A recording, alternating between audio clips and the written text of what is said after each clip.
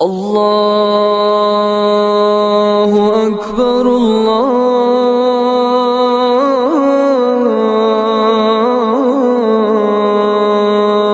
اکبر۔ السلام علیکم ورحمۃ اللہ وبرکاتہ۔ میرے مومن بھائیوں، عزیز دوستو، ربیع الاول کا بابرکت مہینہ چل رہا ہے۔ یہ نبی رحمت للعالمین صلی اللہ علیہ وسلم کی ولادت باسعادت کا مہینہ ہے۔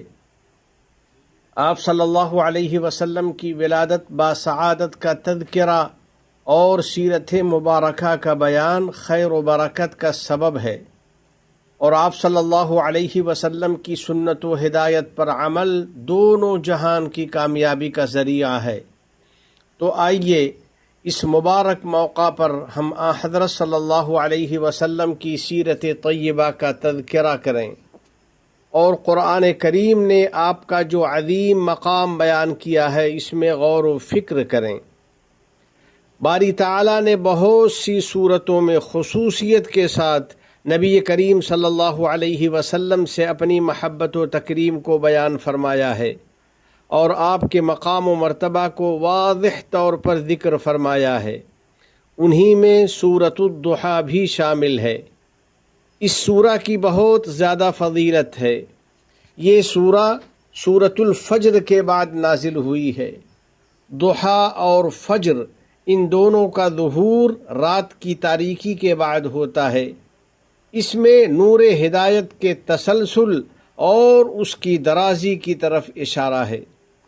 اس سورہ میں اللہ جل جلالہ نے اپنے نبی صلی اللہ علیہ وسلم کے لیے دو چیزوں کی قسم کھائی ہے، اور آپ سے دو چیزوں کی نفی فرمائی ہے۔ آپ کے لیے دو چیزوں کو ثابت فرمایا ہے، اور اس میں آپ صلی اللہ علیہ وسلم کو تین چیزوں کی یاد دہانی فرمائی ہے، اور تین باتوں کی نصیحت اور وصیت فرمائی ہے۔ چنانچہ ارشاد ہے، بسم اللہ الرحمن الرحیم والضحی واللیل اذا سجا۔ قسم ہے چڑھتے دن کی روشنی کی اور رات کی جب اس کا اندھیرا چھا جائے۔ اللہ جل جلالہ نے اس سورہ کے آغاز میں روشن دن کی قسم کھا کر اپنے نبی کو مخاطب فرمایا، جس میں دین محمدی کے واضح اور آسان ہونے کی طرف اشارہ ہے۔ اس کے بعد پرسکون رات کی قسم کھائی ہے، جس میں اس طرف اشارہ ہے کہ اس دین کے احکام میں مکمل سکون و اطمینان ہے۔ پھر آگے ارشاد ہے، ما ودعک ربک وما قلی۔ اے رسول، آپ کے رب نے نہ آپ کو چھوڑا ہے اور نہ بے آسرا رکھا ہے، یعنی ہم نے آپ کو منتخب کر لیا ہے اور اپنا محبوب بنا لیا ہے، بس ہم نے آپ کو اپنے سے کبھی جدا نہیں کیا۔ چنانچہ آپ ہمارے محبوب اور ہمارے مقرب ہیں۔ میرے دوستو، یہاں وما قلا کا عمومی معنی اور وسیع مفہوم مراد ہے، یعنی ہم نے نہ تو آپ کو اور نہ آپ کے صحابہ کرام کو بے آسرا چھوڑا ہے، اور نہ ہی قیامت تک آنے والے ان لوگوں کو بے آسرا چھوڑا ہے جو آپ سے محبت و عقیدت رکھنے والے ہوں گے۔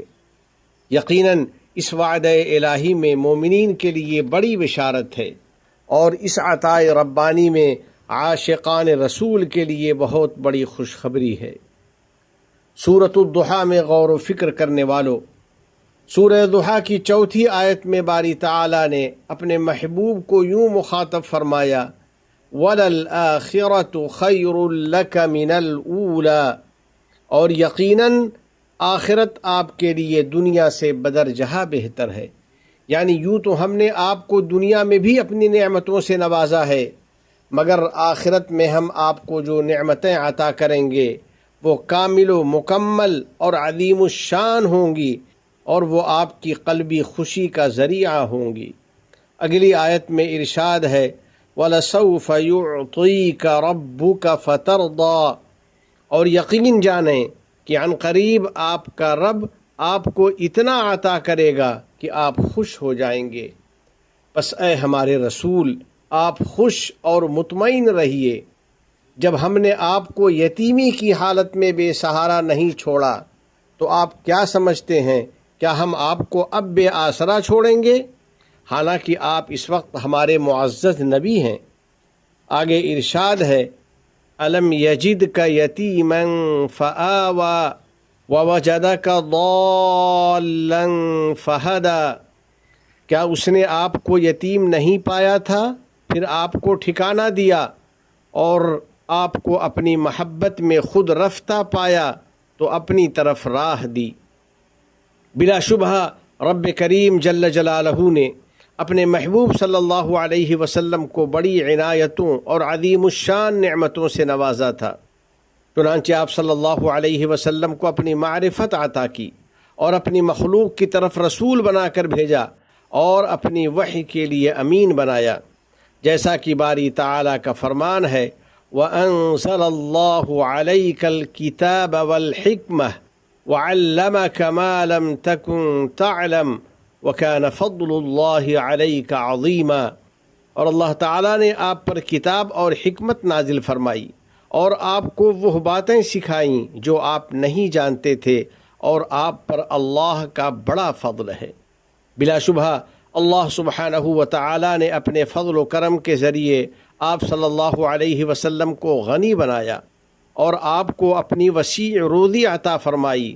چنانچہ ارشاد ہے وَوَجَدَكَ عَائِلًا فَأَغْنَى، اور آپ کو نادار پایا تو غنی کر دیا۔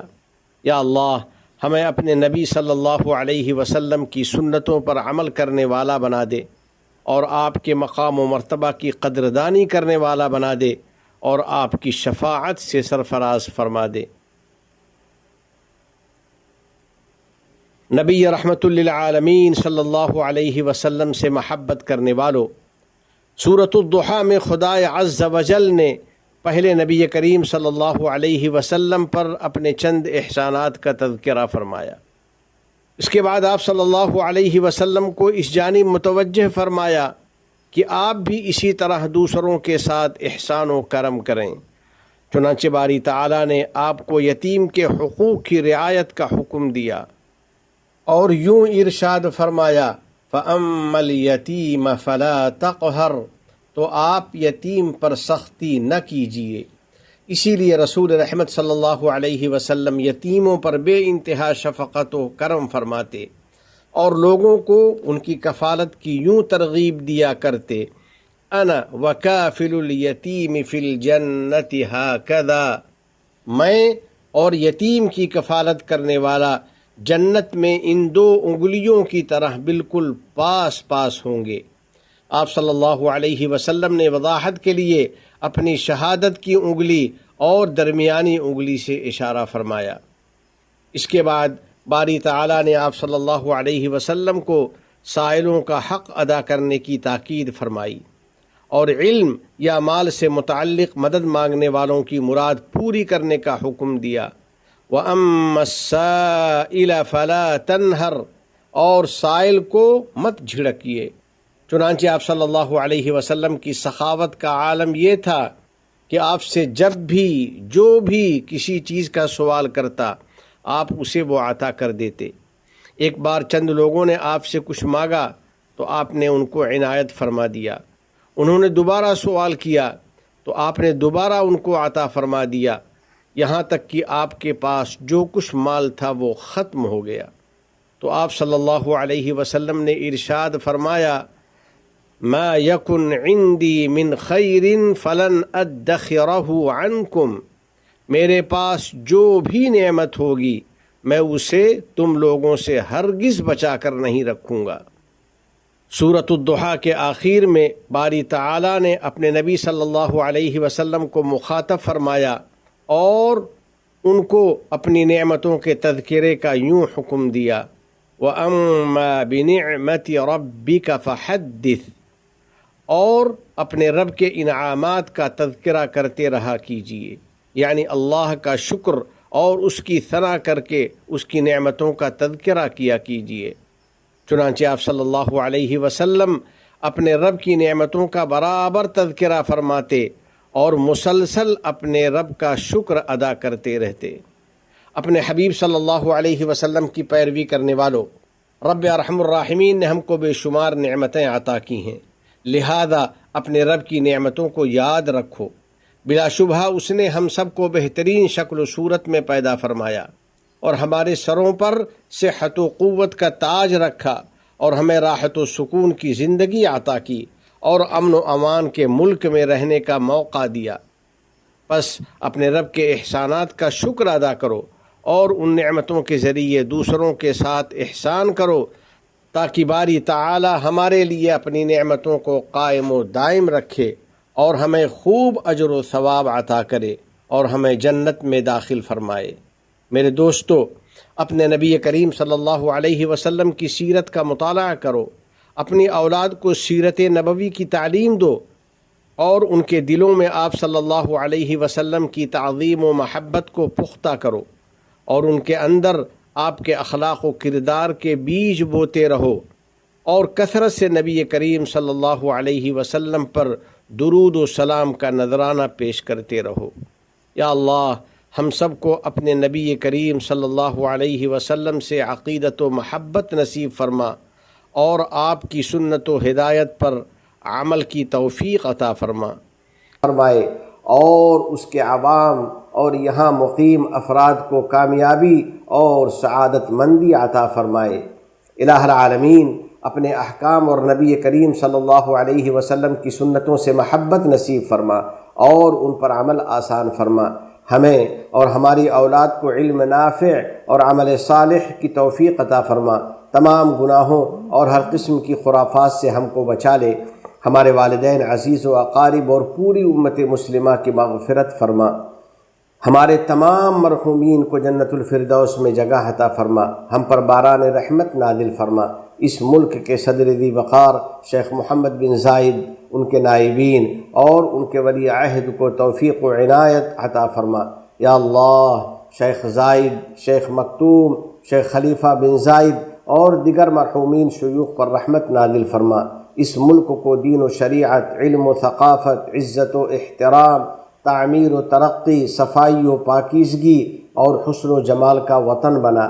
متحدہ عرب امارات اور عالم اسلام سمیت پوری دنیا کو امن و امان کا گہوارہ بنا۔ وفقنی اللہ و ایاکم لصالح الاعمال، وصلی اللہ علی سیدنا و نبینا و حبیبنا محمد وعلی آلہ وصحبہ اجمعین وعلی من تبعہم بإحسان الی یوم الدین۔ السلام علیکم ورحمۃ اللہ وبرکاتہ۔ ابھی آپ حضرات کے سامنے خطبہ جمعہ کا اردو خلاصہ اذاعۃ القرآن الکریم ابوظبی کے تعاون سے پیش کیا گیا۔